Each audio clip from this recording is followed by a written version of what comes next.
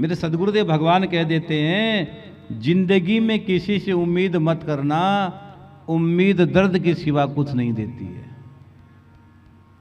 उम्मीद करनी है तो प्रभु से करो। आशा एक राम जी से दूजी आशा छोड़ दे, नाता एक राम जी से दूजा नाता तोड़ दे। साधु संग राम रंग अंग अंग रंगिए, जाय विधि राखी राम ताई विधि रही। ये चीज समझ में आ गई तो झंझट ही नहीं है। झंझट तो बहुत कुछ पाने का है। एक बात बोलूं, जिसके पास बहुत सारा धन हो ना, उससे मिलके आना एक बार। जिसके पास बहुत सारा धन हो, अकूत धन हो, उससे भी कुछ पल मिलके आना, पता लगेगा कि तुम ज्यादा सुखी हो, वो ज्यादा सुखी है। तुम्हें प्यार से चैन से नींद तुझे आ रही है या उसको आ रही है? तू भरपेट तू भोजन करके सो रहा है कि वो भोजन करके सो रहा है? भजन तू ज्यादा कर रहा है कि वो ज्यादा कर रहा है? धन आना बड़ी बात नहीं मेरे बहन भाई, धन के साथ साथ भगवान की कृपा होनी बहुत बड़ी बात है। कृपा होनी बहुत बड़ी बात। अगर धन आ गया, तेरा मन भटक गया, तेरा भजन नहीं हुआ, तो वो धन किस काम का है? उस धन से भजन हो रहा है, उस धन से भंडारा हो रहा है, उस धन से सत्कर्म हो रहा है, उस धन से तेरे द्वारा भागवत कथाएं हो रही है, तेरे द्वारा भागवत की पोथियां चल रही है, तेरे द्वारा अखंड भंडारा चल रहा है, तेरे द्वारा कुछ बहुत अच्छा काम हो रहा है, हाँ, कोई दान तेरे द्वारा लग रहा है, तो मान लो कि धन में बड़ा आनंद है। यूं तो छोड़कर चले जाओ, क्या है? यूं तो धन छोड़कर चले जाओगे, क्या है मतलब उसका? इसलिए जिंदगी में किसी से उम्मीद मत करना, उम्मीद केवल भगवान से रखना, ठाकुर से रखना। हाँ, एक साधक ने मुझे बहुत अच्छी बात लिखी है कि महाराज जी घर से जब बाहर निकले, ये तो बहुत बड़ा प्रश्न है वैसे देखा जाए, बस संक्षेप में उसका उत्तर दूंगा कि महाराज जी घर से बाहर निकले, किसका दर्शन शुभ होता है? हाँ, अद्भुत बात लिखी। ये तो बहुत बड़ा रहस्य है। इसमें बहुत सी चीजें ऐड हो सकती है, बहुत सारी चीजें हम बताई जा सकती है, लेकिन आप घर से बाहर निकले और कोई साधु का दर्शन हो गया, ध्यान रखना आप इस बात का।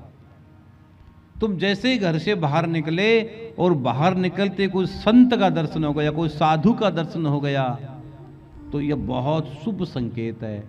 बहुत, तुम्हारी यात्रा निश्चित पूरी होगी, तेरे जीवन में बहुत आनंद होगा, बहुत आनंद होगा अगर कोई साधु का दर्शन कर गया तू। और सुनो, अगर ब्राह्मण का दर्शन हो जाए, निकला और ब्राह्मण का दर्शन हो जाए तो बड़ा शुभ माना गया है। लेकिन अगर जिस ब्राह्मण के माथे पर तिलक नहीं है, अगर उसका हो गया तो थोड़ा सा झंझट है। ब्राह्मण के माथे का जो तिलक होता है भाल का, वही ब्राह्मण का श्रृंगार होता है। हाँ, वही उसका श्रृंगार होता है, वही उसका आनंद होता है। तो साधु का दर्शन, ब्राह्मण का दर्शन। और एक बात और बता दूं मेरे बहन भाई, घर से बाहर निकल दे और अगर गौ मैया का दर्शन हो जाए तो मान लेना 33 कोटि देवी देवता का दर्शन तुझे साक्षात हो गया। कौन सी गाय? भारत की देसी नस्ल की गाय की मैं बात कर रहा हूं। इसलिए आप गाय को जरूर जरूर जरूर जरूर जरूर जरूर जरूर जरूर जरूर जरूर भाव देवे। गाय का दर्शन बड़ा शुभ है।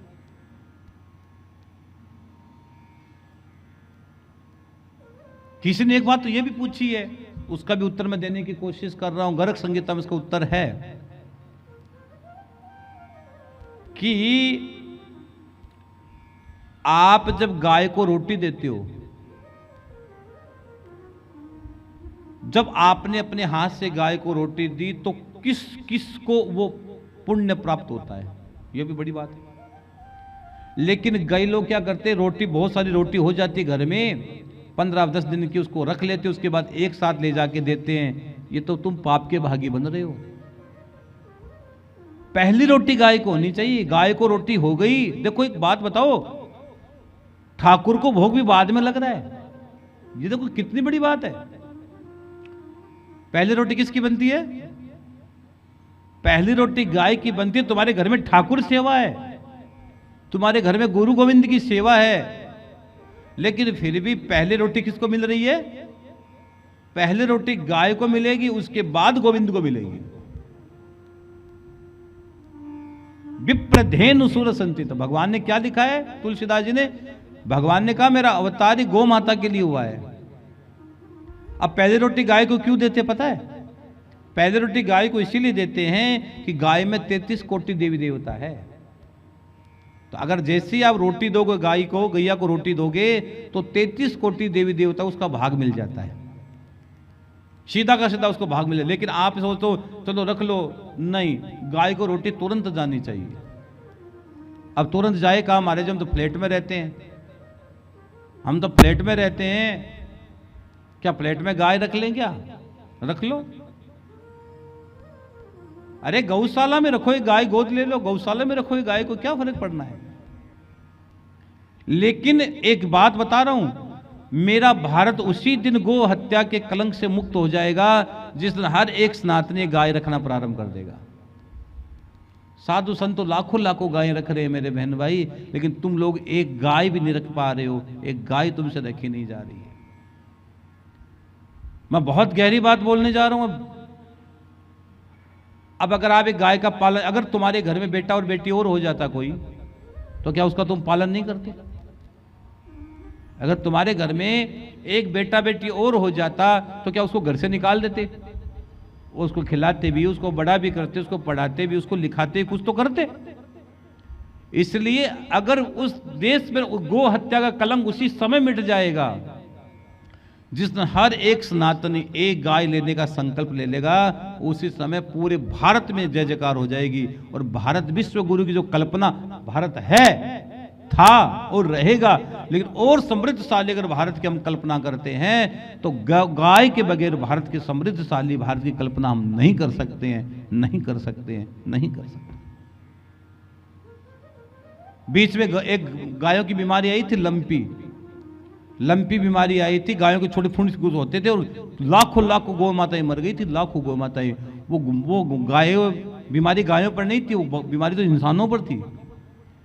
लेकिन गौ माता ने आप लोगों की रक्षा के लिए वो बीमारी अपने पे ले ली। जैसे ठाकुर जी कई बार अपने भक्त का कष्ट अपने पे ले लेते हैं, कई बार ठाकुर जी अपना दूसरे भक्त का कष्ट अपने पे ले लेते हैं। इसी प्रकार गौ माता ने वो बीमारी अपने पर ले ली और हर मानव का कल्याण किया, हर जीवात्मा का गौ माता ने कल्याण किया है। तो सुनो, एक गाय को रखने का संकल्प कर लो, एक गाय को गोद ले लो, एक गाय का संकल्प कर लो, उसी समय देश से गो हत्या का कलंक मिट जाएगा। हाँ, आगे सुनिए। अब जब गाय को रोटी देते तो गाय को रोटी का रोटी के कितने भाग करके देना चाहिए? कितने भाग कर? एक रोटी आपके हाथ में है तो रोटी के कितने भाग करने चाहिए और गाय को देने चाहिए? बोलो। कई लोग तो सीधा का सीधा रोटी दे देते हैं। क्या आप सीधी की सीधी रोटी खा लेते हो? आप इतने काम के उठाया करो, रोटी सीधी की सीधी खा लिया करो। आप भी सीधी की सीधी रोटी नहीं खा सकते। शास्त्र संबद्ध बात कह रहा हूं, गर्ग संगीता में लिखी गई बात कह रहा हूं। रोटी के 4 भाग करने चाहिए। कितने भाग करने चाहिए? जब गाय को आप रोटी दे रहे हो, गाय को जब रोटी खिला रहे हो तो उसके 4 भाग आपको रोटी के करने चाहिए। और 4 भाग जब आप गाय को दोगे, कृष्ण कृष्ण कृष्ण कह के गुरु मंत्र का जाप करके, तो पहला भाग जैसे ही जाएगा, जो 4 अवस्था होती है, बचपन होता है, जवानी होती है, अधेड़ी होती है और बुढ़ापा होता है। 4 अवस्था होती है। जैसे तुम पहला हिस्सा गाय को दोगे रोटी का, गाय के मुख में जाएगा, वो हिस्सा, उसका पुण्य तेरे हिस्से में आ जाएगा। वो क्या होगा? जोर से बोलो। वो पुण्य तेरे खाते में आ जाएगा। जैसे ही तू गाय को पहले रोटी देगा, पहला ग्रास, 4 हिस्से का पहला हिस्सा गाय को खिलाएगा, तो वो हिस्सा तेरे हिस्से में आ जाएगा, तेरे भाग में आ जाएगा। और जैसे ही तू दूसरा हिस्सा देगा, वो हिस्सा सीधा का सीधा तेरे माता पिता के भाग में चला जाएगा। मैं बहुत सारगर्भित बात बोल रहा हूं, लिखने वाली बात बोल रहा हूं, ऐसी बातें मैं कभी कभी बोलता हूं।